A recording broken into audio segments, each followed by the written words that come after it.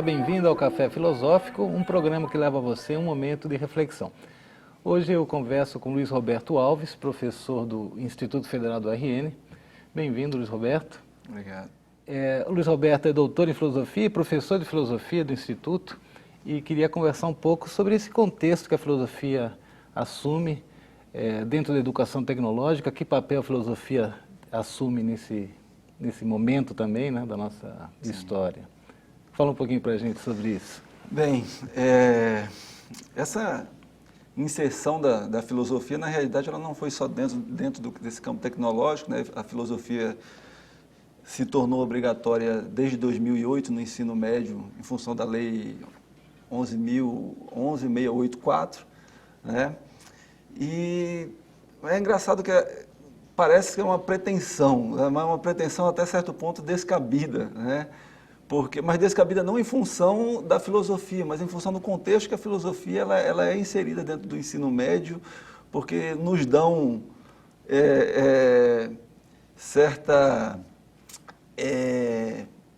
importância, né? ou uma pretensa importância de salvar um mínimo de reflexão, ou de autonomia, ou de construir uma certa cidadania, coisa que nós mesmos estamos incertos a respeito disso, mas, sabe, foi uma inserção obrigatória por meio de uma lei. É claro que a gente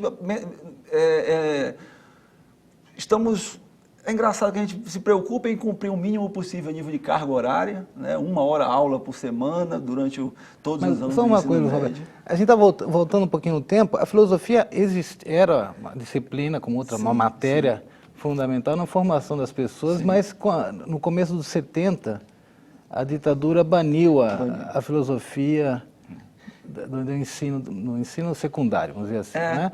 Isso com a Constituição com os parâmetros curriculares, voltam a ser indicada essa necessidade. Mas o que mais me surpreende é que no contexto de um instituto tecnológico, a filosofia tenha lugar. É um pouco isso que eu queria...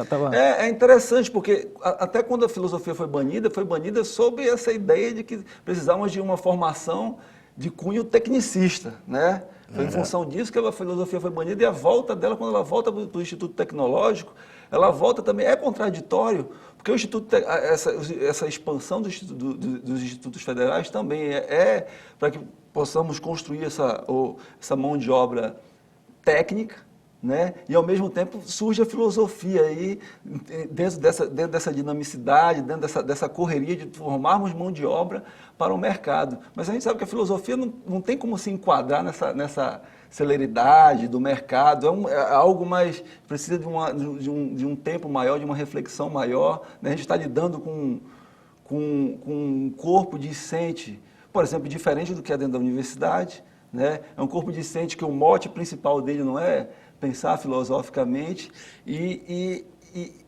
essa necessidade também de pensar a técnica, né, a tecnologia, como é que a filosofia pode ajudar nisso. Né? Outra coisa interessante é que esses institutos, eles são da ordem do governo federal, né? Então, é uma realidade muito diferente das outras escolas de ensino médio que dependem do governo do Estado.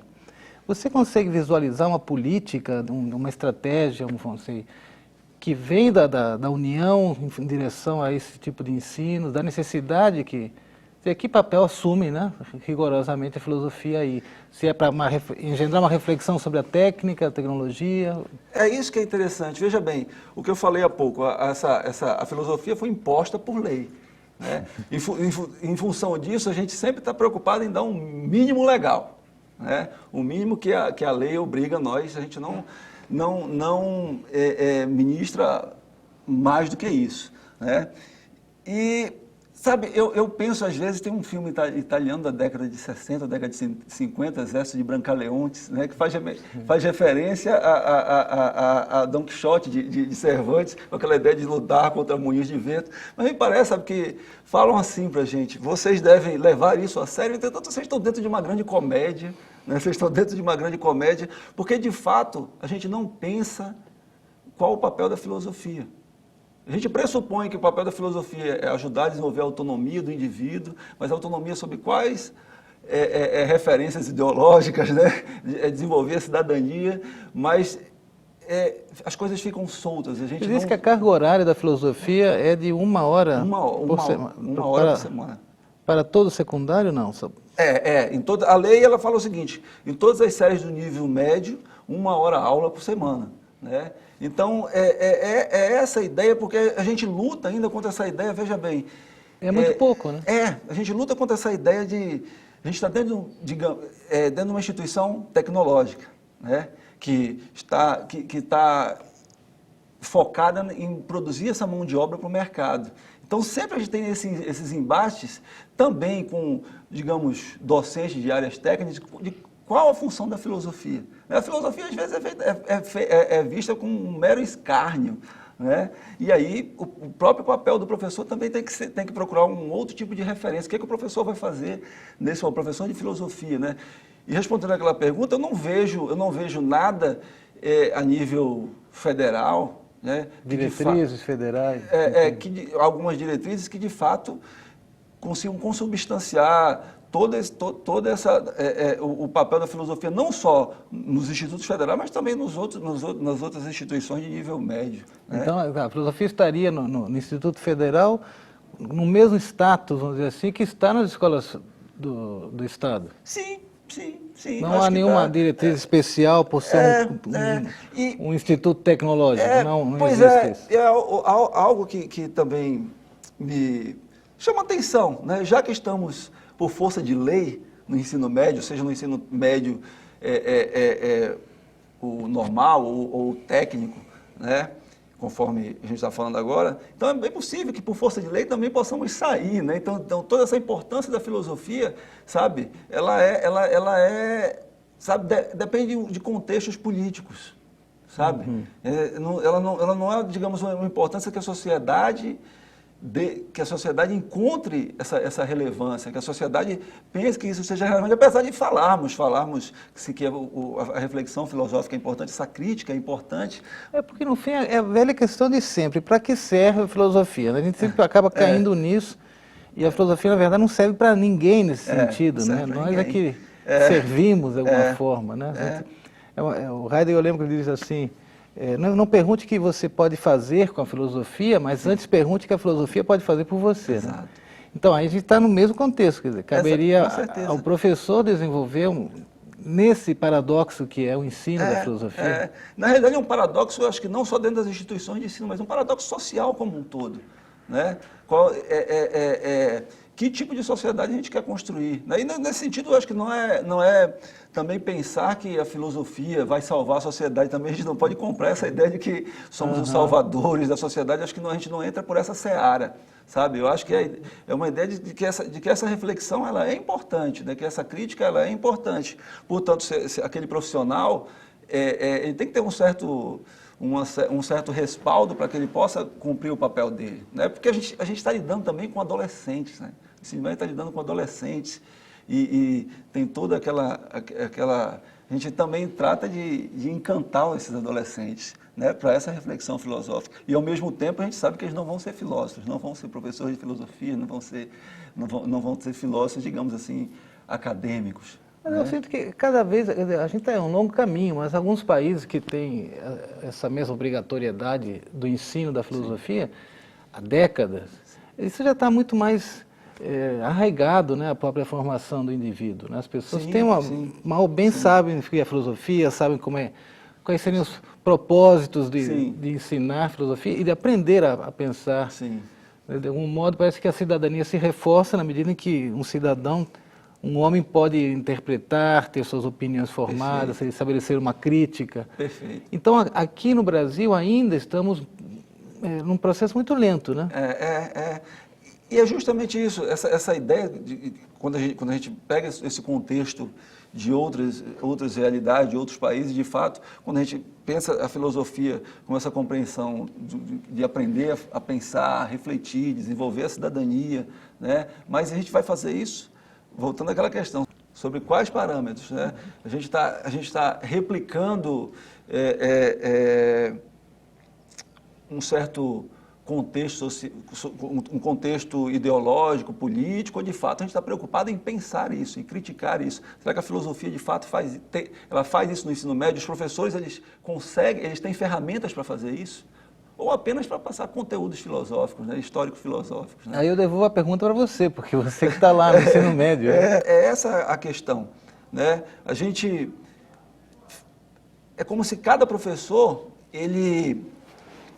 o trabalho dele em sala de aula com os alunos do ensino médio dependesse apenas do que ele compreende como sendo filosofia, sabe? A gente não tem uma discussão maior, uma discussão que englobe a universidade também. Deve haver conteúdos mínimos, não? Conteúdos mínimos, mas qual é o nosso papel? É passar, de fato, replicarmos conteúdos históricos-filosóficos ou, num certo sentido, fazermos uma reflexão crítica dentro da sala de aula. Sabe? A gente não tem um parâmetro para que a gente possa se segurar. No seu dia a dia, como é que você trabalha as suas aulas nesse sentido? Sim, a forma que eu procuro trabalhar é de tentar construir uma reflexão junto com os alunos dentro da sala de aula. E aí você, nesse sentido, você produz encanto e desencantos, né? Num certo sentido, você tem que tirar os alunos do conforto, aquele conforto no qual eles estão, e tem que mostrar qual a importância dessa reflexão. Mas, para isso, também, a gente é obrigado a fazer referência a esses conteúdos históricos filosóficos. Não tem como isso não ser feito. É porque sem esse respaldo histórico da própria filosofia, como fazer isso? Como começar tudo de novo, né? E aí a gente entra numa outra seara, que é essa questão de como trabalharmos isso. Né? A gente vai usar livros didáticos, autores originais, comentadores. Né? A gente tem que pensar com qual público nós estamos lidando. Né? Então, todo isso Você adota livro didático?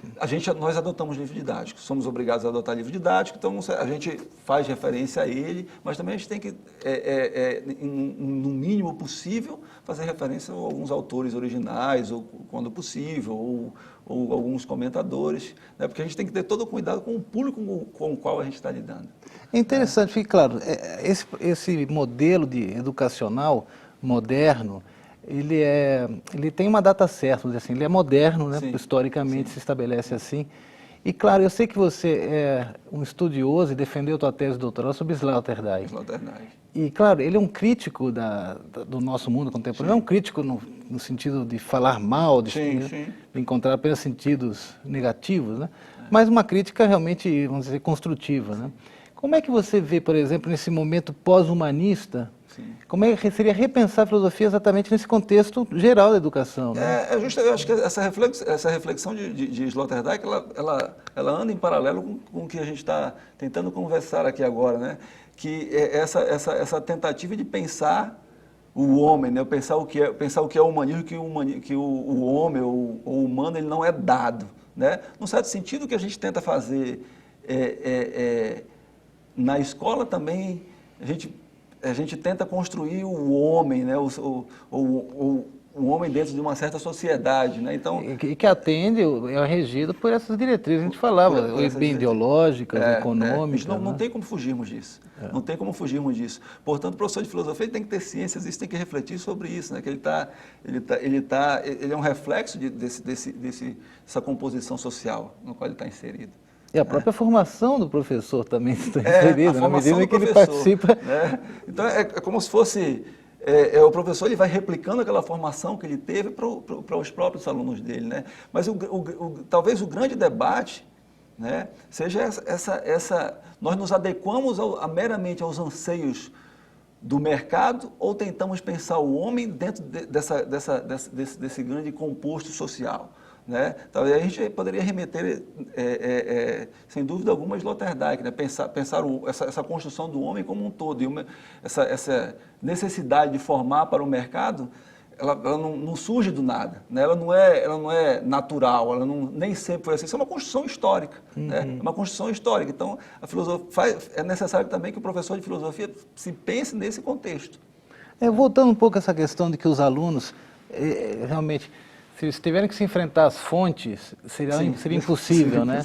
Por outro lado, se ficarem presos aos livros didáticos, são peças que são bem limitadas. Né? Exato. Então, quer dizer, o professor em sala de aula se encontra com uma situação muito difícil e que exige muita criatividade para fazer isso. Sim. Né? A gente tem dificuldade até mesmo, veja bem, em dar aulas expositivas, então nós temos que, todo tipo de metodologia nós temos que lançar a mão em sala de aula. Né? De fato, encantar os alunos para a filosofia, né? para essa reflexão. Não, o que eu estava aqui pensando, e para não fugir a ideia, né? Quer dizer, o aluno, hoje em dia, um jovem, como você disse, adolescente, ele está acostumado, né? A gente vive numa sociedade informacional, né? As informações fluem muito rápidas, sempre muito repetitivas, né? E breves.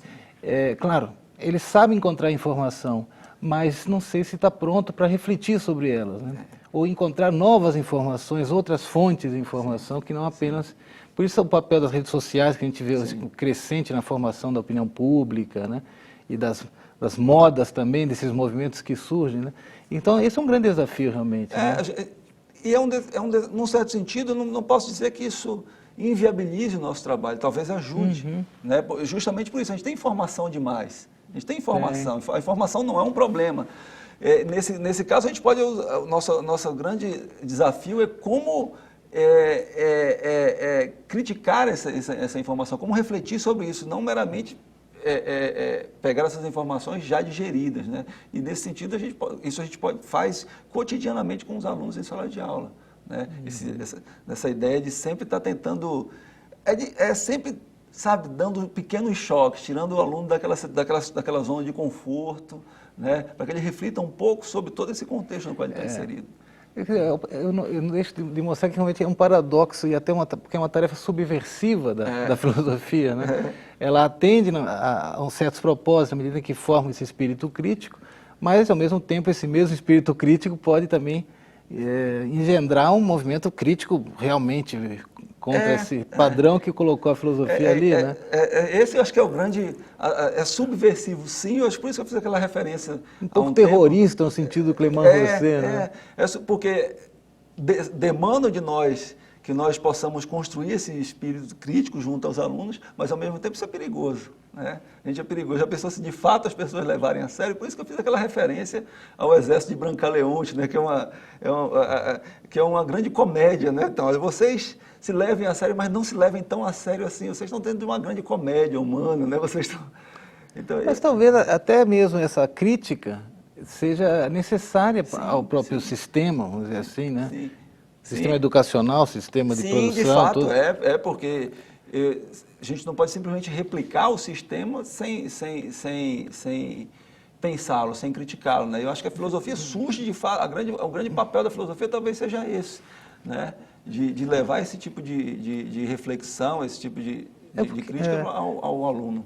É porque, como se as questões que a filosofia aborda, só ela pode abordar. Isso não é bom nem ruim, né? Mas é algo específico dessa área do saber, vamos dizer assim. Né? Então é como se um tecnólogo ele precisasse de uma ferramenta outra que o seu próprio saber tecnológico. Sim. E isso ele vai encontrar na filosofia, por exemplo, essa provocação a pensar para além do conhecimento técnico. Né? Não é só a aplicação de técnicas, né? Não é só isso. Nesse sentido, a filosofia ela ajuda bastante. Né? Nesse sentido, ela consegue dar esse arcabouço reflexivo e teórico ao indivíduo. Né? E aí, como é que a gente faz isso? Né? Como é que nós podemos fazer, como é que a gente pode construir essa reflexão junto a esses diversos públicos? Né? Não existe não é uma receita de bolo, talvez esse seja o grande, esse seja a grande sacada disso, é porque não é uma receita de bolo. Não existe uma fórmula para que façamos isso. A gente tem que ir se adequando à realidade, né? Já que a gente não está replicando técnicas. Não, certamente não. E por isso que a filosofia ela tem esse caráter ambíguo constantemente. Não é? Mas, claro, do ponto de vista da técnica, esse jogo constante de crítica e aceitação parece que pertence à própria técnica, como se ela tivesse essa necessidade, essa urgência de demandar também esse outro lado do pensamento, né? Como se historicamente ela tivesse alcançado um nível que por ela mesma já não se basta. Né? É como se aquela imagem que a gente tem da técnica como algo disponível, algo à mão, enfim, um instrumento nas mãos dos homens, já não servisse mais para entender o que é técnica. E isso demandaria, então, que a filosofia começasse a fazer reflexões e engendrar respostas. É como pensar a técnica e a tecnologia nesse mundo técnico, Sim, sim. sabendo que a técnica, como sempre pensou e pensada, já não serve mais. Né? Essa reflexão já não...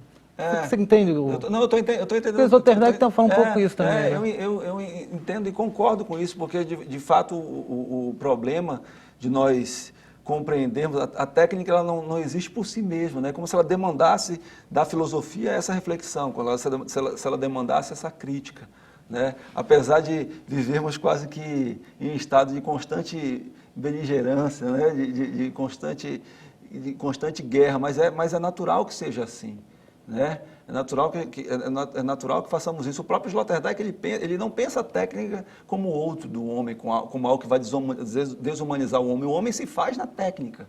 Né? Então, como toda essa reflexão que a gente está... Ele é filho da pedra lascada. Né? Essa reflexão que estamos fazendo agora mostra justamente isso. O homem se faz na técnica. A técnica não desumaniza o homem foi feito dentro da técnica.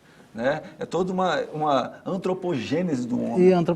Exato, é porque, de fato, o humanismo acaba sendo uma técnica também. O humanismo como formar homens. Né? Existem diversos humanismos, né? Não existe um humanismo essencial sobre a perspectiva de Sloterdijk. Né? Nesse sentido, a filosofia, esse papel dela, seja no ensino médio ou na sociedade como um todo, é para refletir sobre isso. Né? Para que a gente possa pensar o homem, pensar a técnica, né? e pensar de forma aberta, né? Não é criar essa dicotomia de a filosofia de um lado e a técnica do outro, né? A reflexão mais humanística de um lado, digamos assim. De certa forma, reaprender a lidar com a técnica. Isso, né? exatamente. De encontrar-se novamente com o que é o técnico e o que do homem há nisso ainda. Né? Mas, Luiz, eu queria aproveitar esses últimos minutos para você abordar um pouco, que acho que tem muito a ver com essa conversa, um dos últimos livros do Sloterdijk, que é um pouco Cuida de Ti Mesmo. Fala um pouco sobre isso, que eu acho muito criativo para os tempos que correm. O título do livro Muda a Tua Vida. Parece até, num certo sentido, algo como se fosse autoajuda. Né? É autoajuda. Mas a reflexão de Sloterdijk em cima disso é que chegou a um ponto de que o homem deve assumir a responsabilidade por sua construção.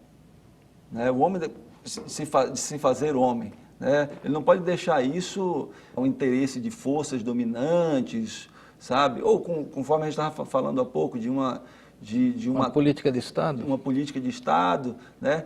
Chegou ao ponto que o homem, de fato, tem que ter consciência disso. Né? A proposta de Sloterdijk é que, quando o humanismo dele, alguns vão criticar, dizer que é uma espécie de eugenia, né? Mas pelo contrário, né? É um humanismo que ele dá ao homem o poder de determinar que tipo de homem ele vai ser, que tipo de vida ele vai ter. Né? É uma humanidade pensada desde a abertura. Eu acho que tem uma conversa longa com Heidegger, certamente. Por isso que ele fala muda a ti mesmo, né? Que é dar o poder ao homem. Né? E aí, nesse sentido, o homem não pode mais ver a técnica como algo que vai desumanizá-lo, algo que vai, sabe, afastá-lo de sua essência. Não, a técnica faz parte do homem. É isso que Sloterdijk quer mostrar. É algo que é complicado pensar, porque em função dos primeiros livros de Sloterdijk, né, quando ele vai dizer que o homem vive como se vivesse num grande zoológico, né, o homem é um parque humano, é domesticado, né, mas tem que entender isso, que o homem se dá nesse espaço, né, o homem se faz homem a partir do momento que ele se volta para dentro de um certo espaço. De qualquer forma, é um belo desafio para o ensino médio. Né? Bom, Luiz Roberto, nosso tempo está chegando ao fim. Eu conversei, obrigado, com o Luiz Roberto Alves, professor do Instituto Federal do RN, professor de filosofia, e uma conversa muito boa e instigante sobre o papel e a função da filosofia ali no ensino médio. Bom, ficamos por aqui. Semana que vem tem mais. Até lá.